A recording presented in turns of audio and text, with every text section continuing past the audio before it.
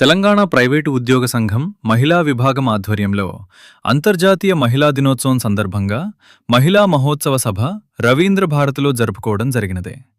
ఈ కార్యక్రమానికి ముఖ్య అతిథులుగా సంఘం వ్యవస్థాపక అధ్యక్షులు గంధం Ramulu, Telangana Congress party ST cell రాష్ట్ర అధ్యక్షులు శ్రీ కుతాడి కుమార్, ఇంటర్నేషనల్ వైశ్య ఫెడరేషన్ మహిళా విభాగం జాతీయ అధ్యక్షురాలు శ్రీమతి ఉప్పల స్వప్న శ్రీనివాస్ గుప్తగారు, హైకోర్టు అడ్వకేట్ కరుణాకర్ రెడ్డి, సంఘం రాష్ట్ర ప్రధాన కార్యదర్శి యామిని ఉప్పల్రావు, రామిశెట్టి రామ్మూర్తి హాజరయ్యారు.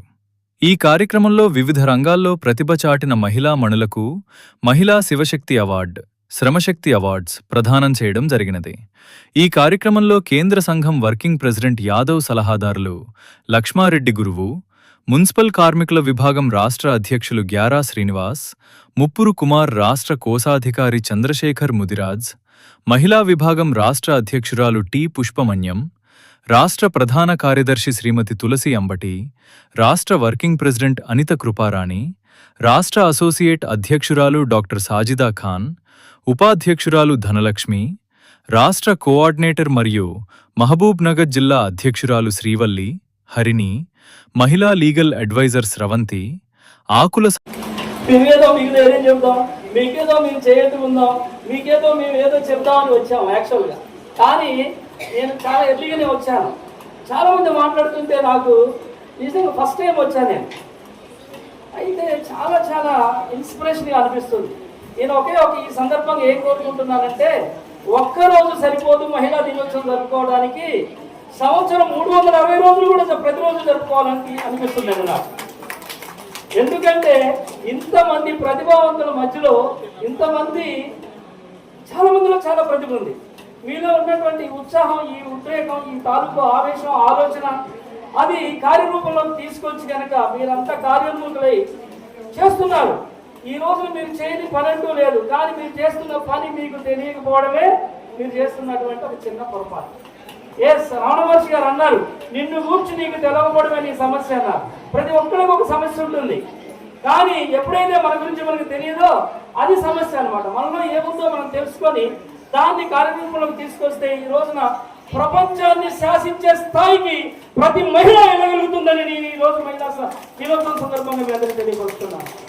ఆ విధంగా మనం అందరం కలిసి ఒక నిర్ణయం తీసుకొని దానికి కట్టుబడి కనుక కృషితోటి మనం అడుగులు వేస్తే తప్పకుండా ఈ మహిళా దినోత్సవం ప్రతిరోజు జరుపుకోవడానికి కావలసినటువంటి ఇలాంటి ఒక హాలుని మన రాష్ట్ర ప్రభుత్వం ద్వారా మనం అందరం త్వరలో సాధించుకోవచ్చు.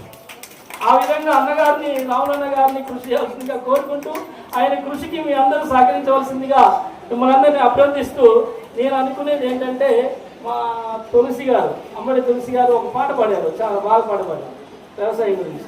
ఒక వ్యవసాయం కాదండి, ఈ రోజున చాలా పాటలు పాడారు. అన్నగారు ఫేస్బుక్ చూస్తుంటారు అనుకుంటే చాలా మంది మంచి మంచి పాటలు పెట్టారు. నిన్న మొన్న రాత్రి మేము 1 గంటకు మాట్లాడుకున్నాం చూస్తూ, ఏంటన్నా భలే పెడతామంటే ఒక గొప్ప సాంగ్ అండి, నేను ఇన్స్పిరేషన్ అయిన సాంగ్ అది.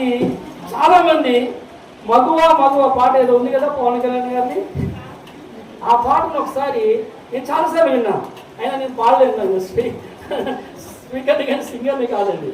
మగువ మగువ లోకానికి తెలుసా నీ విలువ అన్న.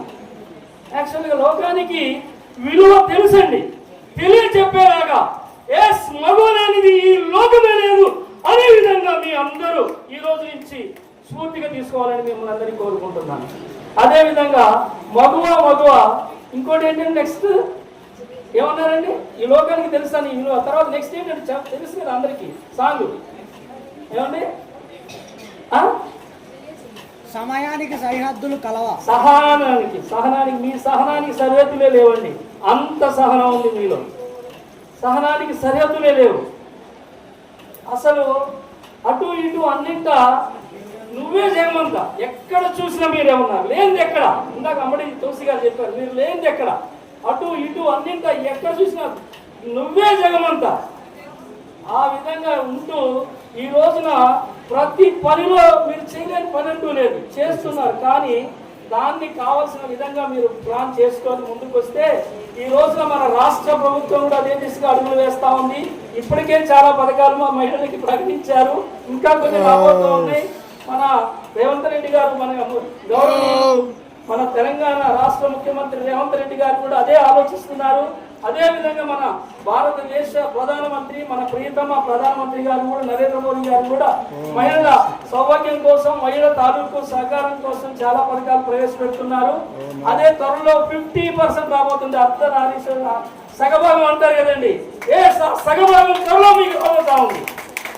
మీ సగభాగం మరి నా అక్కలు నా చెల్లెలు నా మహిళలందరూ కూడా నా శిరస్సు వచ్చి నమస్కారం తెలియజేస్తున్నాను. అదేవిధంగా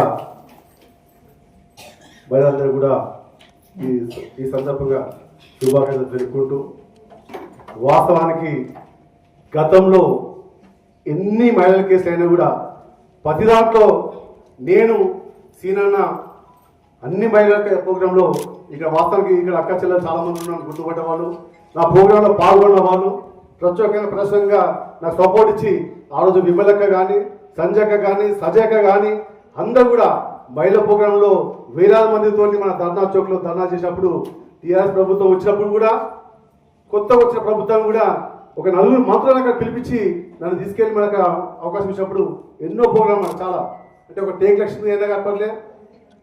అదేవిధంగా ఎన్నో ఘోరమైన పరిస్థితులు ఉన్నాయి. వాస్తవానికి ఇక్కడ ఒక మహిళా సెల కూడా ఉంది.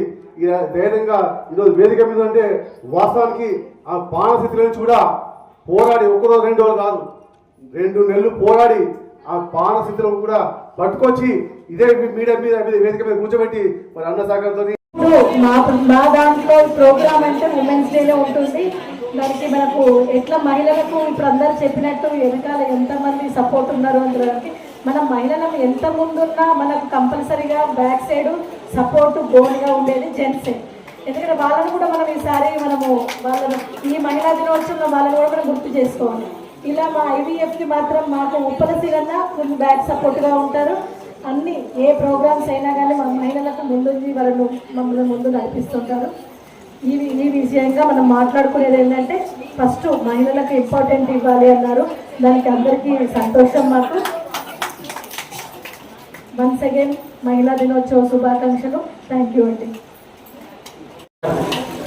ఇక్కడేమో అంత 7th పాలన పూలని నోడిలో ఉంటాడు. అర్థం కదా, 7th క్లాస్ వాడు 10th క్లాస్ వాడు గిరే ఉంటాడు. ఇప్పుడు ఎంబీబీఎస్ చేసి ఎంఏ ఎల్ఎల్బీ చేసిన మాత్రం మరి మేడం లాంటి వాళ్ళు పార్లమెంట్లో ఉంటే మరి 33% ఎందుకు రాదు? బరాబర్ వస్తుంది. వస్తుందా? మరి గట్టిగా చెప్పండి.